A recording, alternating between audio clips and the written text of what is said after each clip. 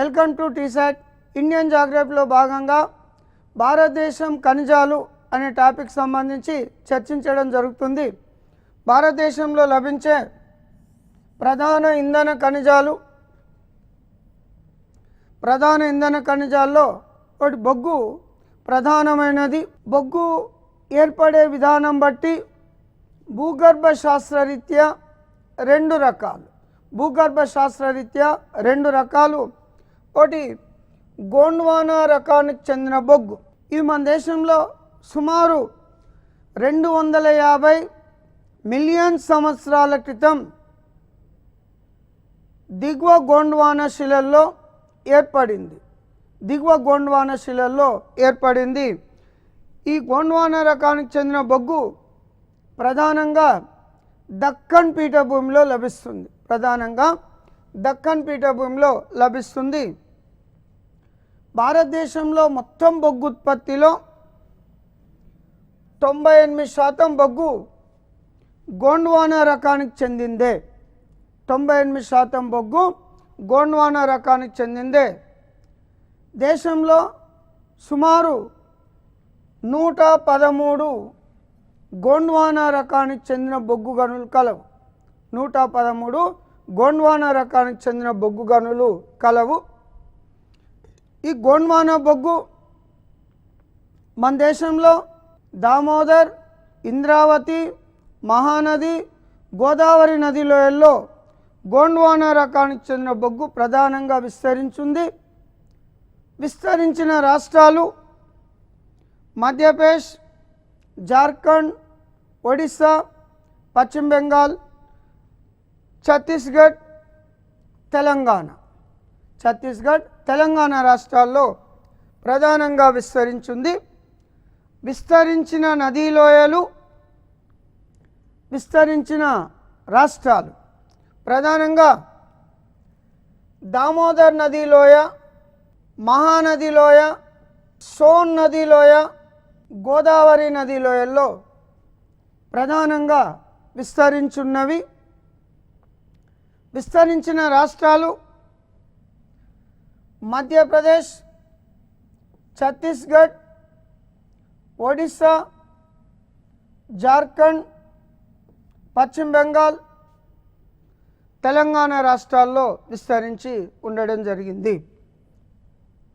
ఇక important coal mines Gondwana రకానికి చెందినవి. గోండ్వానా రకానికి చెందిన బొగ్గనుల్లో రాణిగంజ్, పశ్చిమ బెంగాల్. రాణిగంజ్ అనేది పశ్చిమ బెంగాల్లో ఉన్న బొగ్గు గని. దేశంలో మొట్టమొదటి బొగ్గు గని రాణిగంజ్. దీన్ని 1774లో ప్రారంభించడం జరిగింది. దేశంలో అతిపెద్ద బొగ్గు గని. ఇక్కడ లభించే బొగ్గును దుర్గాపూర్ ఇనుముక్కు కర్మాగారానికి ప్రధానంగా సరఫరా చేయడం జరుగుతుంది. ఇక్కడ లభించే బొగ్గు నాణ్యమైన ఆంథ్రాసైట్ రకానికి చెందిన బొగ్గు ఇక్కడ ప్రధానంగా లభించడం జరుగుతుంది. రాణిగంజ్ బొగ్గు క్షేత్రం యొక్క విస్తీర్ణం 1500 చదరపు కిలోమీటర్లు విస్తరించి ఉండడం జరుగుతుంది. రాణిగంజ్ యొక్క బొగ్గు క్షేత్రం యొక్క విస్తీర్ణం.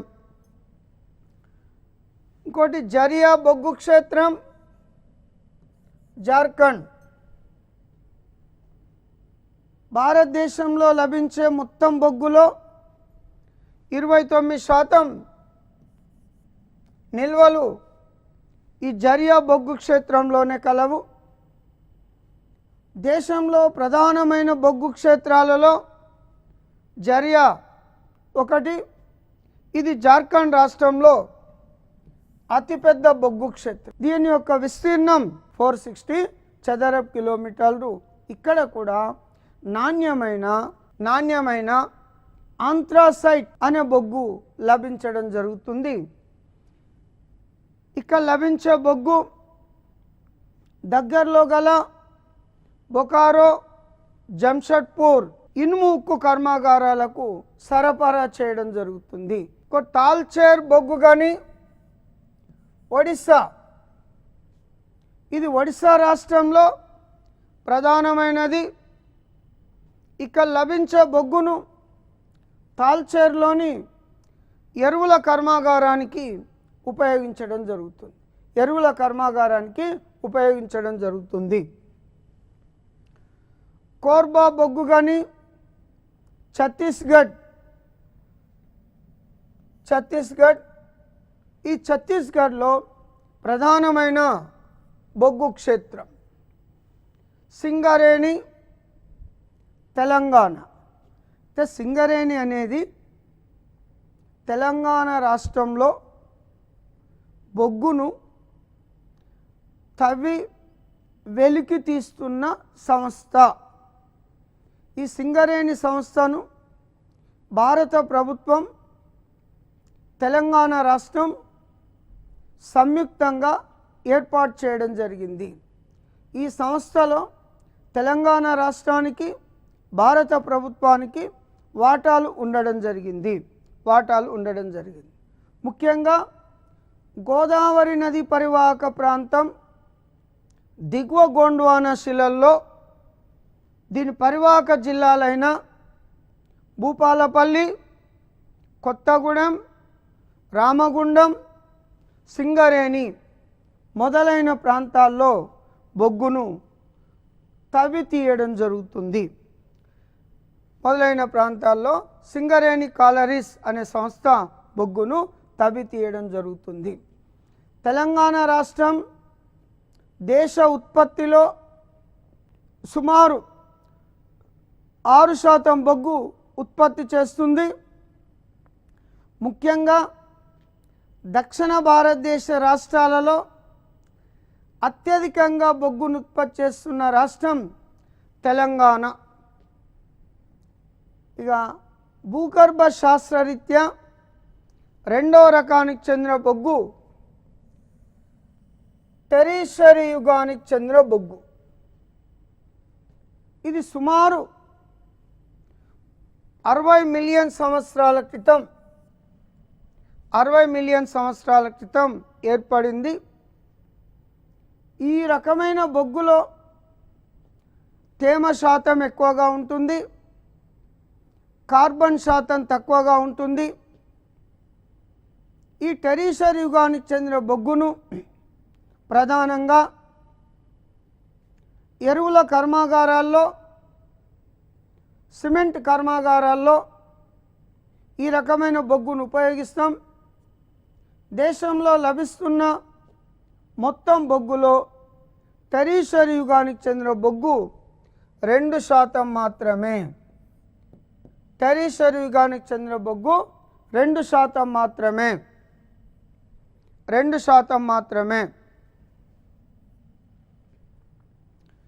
ఈ రకమైన బొగ్గు విస్తరించిన ప్రాంతాలు ముఖ్యంగా హిమాలయ పర్వతపాద ప్రాంతాలు, ఈశాన్య రాష్ట్రాలు, తమిళనాడు, దక్షిణ భారతదేశంలోని తమిళనాడులోని ఈ రకమైన బొగ్గు లభిస్తుంది. టెరిషరీ యుగానికి చెందిన బొగ్గు లభిస్తున్న ప్రాంతాలు మకోమ్, అస్సాం, మికిర్ కొండలు, అస్సాం, గారో కాశీ కొండలు, మేఘాలయ, నైవేలి తమిళనాడు, జంగావి జమ్మూ కాశ్మీర్. అత్యధికంగా ఉత్పత్తి చేస్తున్న ప్రాంతం తమిళనాడులోని నైవేలి ప్రాంతం. ఏకంగా 1956లో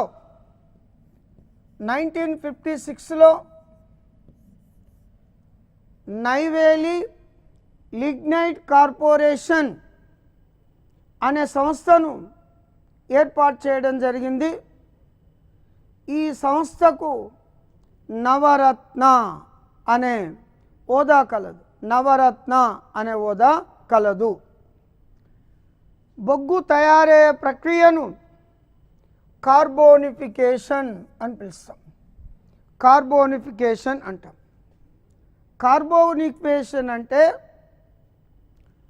కొన్ని మిలియన్ సంవత్సరాల క్రితం నదీ పరివాహక ప్రాంతంలో ఉన్న దట్టమైన అరణ్యాలు భూకంపాలు సంభవించినప్పుడు భూగర్భంలోకి పోవడం వలన కాలక్రమేణా అనేక మార్పుల వలన భూమి యథావిధిగా మారుతూ ఉంటుంది. భూమిలోనికి పోయినచో ఉష్ణోగ్రత పెరుగుతుంది, పీడనం కూడా పెరుగుతుంది.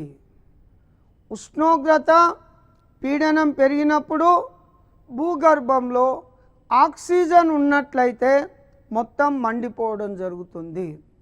భూగర్భంలో ఆక్సిజన్ లభ్యత ఉండదు కాబట్టి కార్బోనిఫికేషన్ అనే ప్రక్రియ ద్వారా బొగ్గు నలుపు రంగులో మారడం జరుగుతుంది. బొగ్గు నలుపు రంగులో మారడం జరుగుతుంది.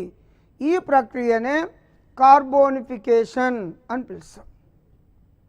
బొగ్గులో తేమ శాతాన్ని బట్టి, కార్బన్ శాతాన్ని బట్టి 4 రకాలుగా వర్గీకరించడం జరిగింది. 4 రకాలుగా వర్గీకరించడం జరిగింది. 4 రకాలుగా వర్గీకరించడం జరిగింది. ఒకటి పిట్ బొగ్గు. పిట్ బొగ్గు, ఇందులో 20% కార్బన్ మాత్రమే ఉంటుంది. దీన్ని వుడ్ కోల్ కర్ర బొగ్గు అంటాం. వుడ్ కోల్ కర్ర బొగ్గు అంటాం. ఇది సుమారు 20 మిలియన్ సంవత్సరాల క్రితం ఏర్పడింది. ఈ రకమైన బొగ్గులో కార్బన్ శాతం తక్కువ ఉంటుంది, తేమ శాతం ఎక్కువ ఉంటుంది. నెక్స్ట్ రెండోది లిగ్నైట్ బొగ్గు. ఫస్ట్ది పిట్ 20% కార్బన్, రెండోది లిగ్నైట్ బొగ్గు, ఇందులో 40% కార్బన్ ఉంటుంది. దీన్ని బ్రౌన్ కోల్ అంటాం, గోధుమ రంగు బొగ్గు అని పిలుస్తాం. ఇది సుమారు 100 మిలియన్ సంవత్సరాల క్రితం ఏర్పడింది.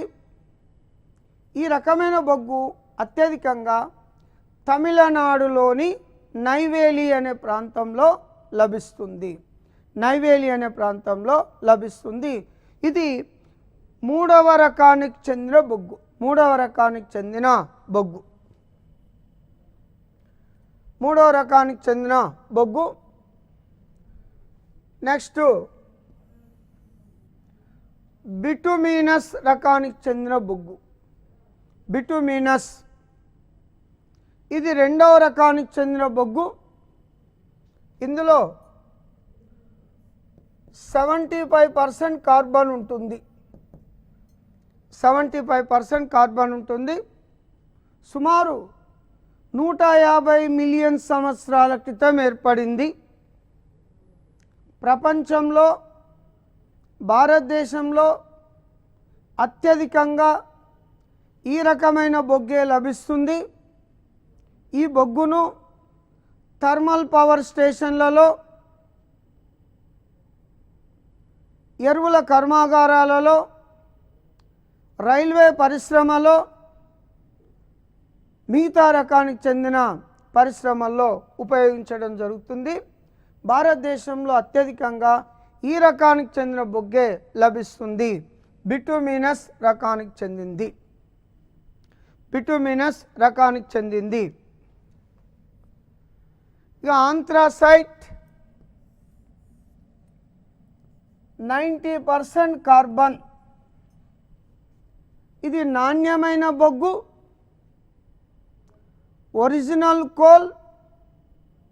ఈ బొగ్గుకు మరొక పేరు కోకింగ్ బొగ్గు. కోకింగ్ బొగ్గు ఇది సుమారు 250 మిలియన్ సంవత్సరాల క్రితం ఏర్పడింది. దీన్ని ఇనుము ఉక్కు కర్మాగారాలలో ప్రధానంగా ఉపయోగిస్తాం. ఈ రకమైన బొగ్గు మన దేశంలో రాణిగంజ్ పశ్చిమ బెంగాల్, జరియా జార్ఖండ్ ఈ 2 గనుల్లో మాత్రమే ఈ రకమైన బొగ్గు లభిస్తుంది. ఈ బొగ్గు ఎండలో వేసినట్లయితే మెరుస్తూ ఉంటుంది. ఎండలో వేసినట్లయితే మెరుస్తూ ఉంటుంది. ఎండలో వేసినట్లయితే మెరుస్తూ ఉంటుంది. నెక్స్ట్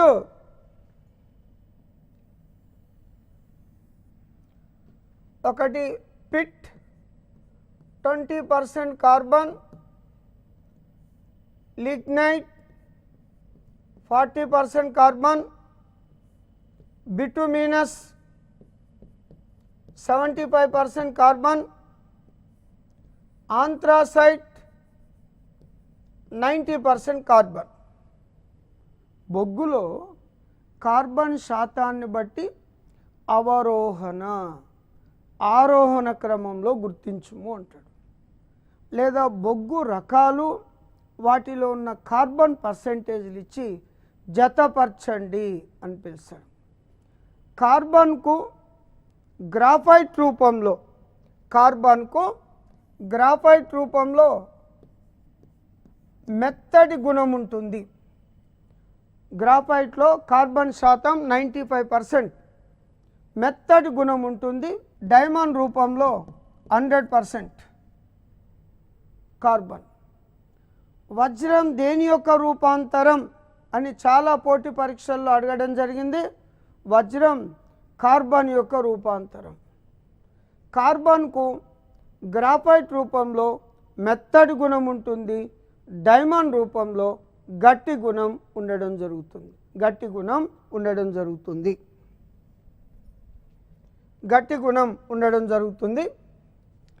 మన దేశంలో 1956లో నైవేలి లిగ్నైట్ కార్పొరేషన్ అనే సంస్థను ఏర్పాటు చేసినాం. ఇది తమిళనాడులో ఉంటుంది. 1972-73 ఆర్థిక సంవత్సరంలో బొగ్గు పరిశ్రమను జాతీయం చేయడం జరిగింది. అంతకన్నా ముందు ప్రైవేట్ సెక్టార్లో ఉండేది. ఎప్పుడైతే జాతీయం చేయడం జరిగిందో అనేక సంస్థలు, ప్రభుత్వ రంగ సంస్థలు, ప్రైవేట్ సంస్థలు బొగ్గును ఉత్పత్తి చేయడం జరుగుతూ ఉంటుంది. నెక్స్ట్ 1975లో కోల్ ఇండియా లిమిటెడ్ని ఏర్పాటు చేసినాం. దీని ప్రధాన కార్యాలయం కలకత్తాలో కలదు. కోల్ ఇండియా లిమిటెడ్కు దేశవ్యాప్తంగా అనేక బొగ్గు గనులను నిర్వహించడం జరుగుతుంది. ముఖ్యంగా ఎన్టీపీసీ నేషనల్ థర్మల్ పవర్ కార్పొరేషన్కు భారీ మొత్తంలో బొగ్గును సరఫరా చేయడం జరుగుతుంది. ఈ కోల్ ఇండియా లిమిటెడ్కు మహారత్న అనే స్టేటస్ కలదు. మహారత్న అంటే పెద్ద మొత్తంలో అధిక పెట్టుబడులతో తన పరిశ్రమను విస్తరించుకోవడానికి అవకాశం కలదు. కోల్ ఇండియా లిమిటెడ్కు అవకాశం కలదు. ఇక ఇంపార్టెంట్ మైన్స్ ఇన్ ఇండియా. భారతదేశంలో బొగ్గు గనులకు సంబంధించిన రాణిగంజ్ పశ్చిమ Bengal, Jharia Jharkhand, Talcher Orissa, Korba Chhattisgarh important coal mines in India. ప్రధాన ఇంధన వనరులలో బొగ్గు తర్వాత ముడి చమురు, పెట్రో అంటే రాయి ప్లస్ ఓలియం అంటే చమురు, పెట్రోలియం రాతి యొక్క చమురు. ఈ పెట్రోలియం ఏ విధంగా ఏర్పడిందంటే కొన్ని మిలియన్ సంవత్సరాల క్రితం సుమారు టెరీషరీ యుగంలో భూమి ఉపరితలంపైనున్న అనేక రకాల వివిధ జీవ జంతు సంబంధిత కళేబరాలు భూమిపై పరుచుకొని ఉండడం వలన భారీ వరదల వలన ఎగువ ప్రాంతం నుంచి దిగువ ప్రాంతానికి కొట్టుకొని వచ్చి ఇసుకలో మేట వేయడం జరిగింది. ఆ విధంగా కొన్ని వందల సంవత్సరాలు స్టెప్ బై స్టెప్ ఒకదాని కింద ఒకటి పేరుకపోవడంతో ఉష్ణోగ్రత పెరిగినట్లయితే పీడనం కూడా పెరుగుతుంది. సో ఆ విధంగా రాతి పొరల్లో పెట్రోలియం అంటే ముఖ్యంగా ముడి చమురు నిక్షేపాలు విస్తరించి ఉన్నవి. ముడి చమురు నిక్షేపాలు విస్తరించున్నవి అవక్షేప శిలల్లో లభిస్తున్నవి. అవక్షేప శిలల్లో లభిస్తున్నవి. ఈ ముడి చమురు సంబంధించి ప్రపంచవ్యాప్తంగా అమ్మకాలు కొనుగోలు బ్యారెళ్లలో కొనసాగుతుంది. బ్యారెళ్లలో కొనసాగుతుంది. ఒక బ్యారెల్కు ఎన్ని లీటర్లు అని చాలా ఎగ్జామ్స్లో అడగడం జరిగింది. 1 barrel is equal to 159 liters. 1 barrel is equal to సుమారు 159 liters. ఇక భారతదేశంలో ముడి చమురు నిక్షేపాలు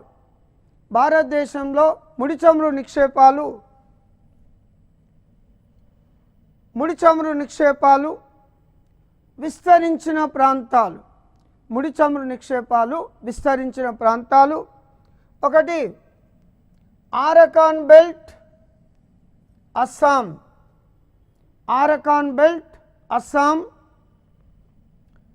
Cambay belt Gujarat, Bombay high Maharashtra, Nariman oil field Tamil Nadu, KG basin Andhra Pradesh,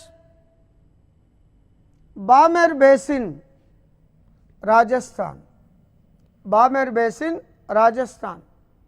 ఈ ప్రాంతాలలో ముడి చమురు నిక్షేపాలు విస్తరించి ఉన్నవి. భారతదేశంలో ముడి చమురుకు సంబంధించి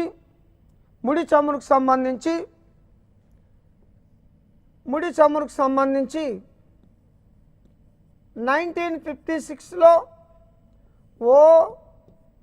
ONGC oil natural gas corporation అనే సంస్థను ఏర్పాటు చేయడం జరిగింది. ఈ సంస్థ దేశవ్యాప్తంగా ముడి చమురు నిక్షేపాలను అన్వేషణ చేసి వాటిని ఐడెంటిఫై చేసి మ్యాప్లను రూపొందించడం జరుగుతుంది.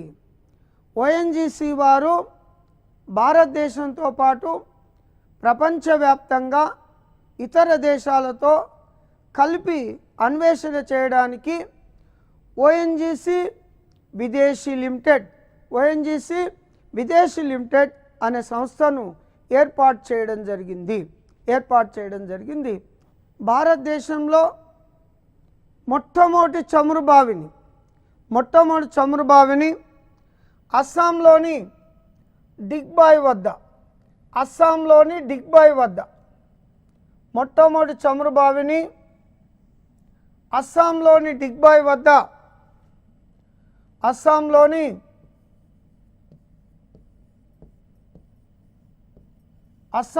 డిగ్బాయ్ వద్ద మొట్టమొదటి చమురు బావిని కనుక్కోవడం జరిగింది. మొట్టమొదటి చమురు బావిని ప్రారంభించడం జరిగింది 1890లో 1890లో. అదేవిధంగా మొట్టమొదటి చమురు శుద్ధి కర్మాగారాన్ని కూడా 1901లో 1901లో డిగ్బాయ్ వద్దనే ప్రారంభించిండు. 1901లో డిగ్బాయ్ వద్దనే ప్రారంభించడం జరిగింది. అస్సాంలో ఉన్న ముఖ్యమైన చమురు బావులు డిగ్బాయ్, శివసాగర్, డిగ్బాయ్, శివసాగర్, రుద్రసాగర్, శివసాగర్, డిగ్బాయ్. ఈ అస్సాంలో సుమారు చమురు బావుల సంఖ్య ఒక 700 వరకు ఉంటాయి. 700 వరకు ఉంటాయి. ముఖ్యమైన చమురు బావులు శివసాగర్, రుద్రసాగర్, గలేకి, డిగ్బాయ్. నెక్స్ట్ మహారాష్ట్రలో ఉన్న చమురు బావుల్లో ముంబాయికి సమీపంలో అరేబియా సముద్రంలో సుమారు 176 కిలోమీటర్ల దూరంలో బాంబే హై అనే చమురు క్షేత్రం కలదు. దీన్ని భారత్, రష్యా సంయుక్తంగా కనుక్కోవడం జరిగింది 1975లో. 1976 నుంచి ఈ చమురు క్షేత్రంలో ఉత్పత్తిని ప్రారంభించడం జరిగింది. ఇక్కడ సాగర్ సామ్రాట్ అనే నౌకతో ఆయిల్ను డ్రిల్ చేయడం జరుగుతుంది. ఇది భారతదేశంలో ఉన్న అతిపెద్ద చమురు బావి. నెక్స్ట్ బామెర్ బేసిన్లో సరస్వతి, లక్ష్మి అనే 2 చమురు క్షేత్రాలు కలవు. కాంబే బేసిన్లో జవహర్ లాల్ నెహ్రూ ఆయిల్ వెల్. ఇది గుజరాత్ రాష్ట్రంలో అతిపెద్ద చమురు బావి. నెక్స్ట్ తమిళనాడులోని నారిమన్ ఆయిల్ ఫీల్డ్ అనే చమురు క్షేత్రం కావేరీ నది పరివాహక ప్రాంతంలో కలదు. నెక్స్ట్ కేజీ బేసిన్లో కృష్ణా గోదావరి డెల్టాలో రవ్వ, మోరి, లింగాల, లింగబోయినచెర్ల, పాషర్లపుడి, అంబానీ అనే పేర్లతో కేజీ బేసిన్ కృష్ణా గోదావరి డెల్టాలో చమురు బావులు కలవు. భారతదేశంలో ముడి చమురు నిల్వలు తక్కువగా ఉన్నవి. మన దేశ అవసరాలకు 100% అనుకున్నట్లయితే ఒక 20% మాత్రమే భారతదేశంలో ఉత్పత్తి అవుతుంది. మిగతా 80%ను ఇతర దేశాల నుంచి నిరంతరం దిగుమతులు చేసుకోవడం జరుగుతుంది. ఒక చమురు బావిని తవ్వినట్లయితే న్యాచురల్ గ్యాస్, సహజ వాయువు లభిస్తుంది. తర్వాత క్రూడ్ ఆయిల్, ముడి చమురు లభిస్తుంది. తర్వాత వాటర్, నీరు లభిస్తుంది. ఇది పైనుంచి కిందికి, కింది నుంచి పైకి అంటే అవరోహణ ఆరోహణ క్రమంలో అడుగుతాడు. చాలాసార్లు ఎగ్జామ్లో అడగడం జరిగింది. ఈ విధంగా లభించిన ముడి చమురును ఆయిల్ రిఫైనరీలలో, చమురు శుద్ధి కర్మాగారాలలో, భారీ బాయిలర్లలో వేసి పెద్ద మొత్తంలో ఉష్ణోగ్రతను పెంచుకుంటూ పోతే ఒక్కొక్క ఉష్ణోగ్రత వద్ద పెట్రోల్, కిరోసిన్, డీజిల్ మొదలైనవి ఒక్కొక్కటి బయటకు రావడం జరుగుతుంది. ఈ విధానాన్నే అంశిక స్వేదనం అనే ప్రక్రియతో పిలవడం జరుగుతుంది. సో భారతదేశంలో ప్రధాన ఇంధన ఖనిజాలలో బొగ్గు, ముడి చమురు ప్రధానమైనవి. చాలా ఎగ్జామ్స్లో, పోటీ పరీక్షల్లో వీటి గురించి క్వశ్చన్స్ అడగడం జరిగింది. తదుపరి టాపిక్ నెక్స్ట్ సెషన్లో డిస్కషన్ చేయడం జరుగుతుంది. Thank you.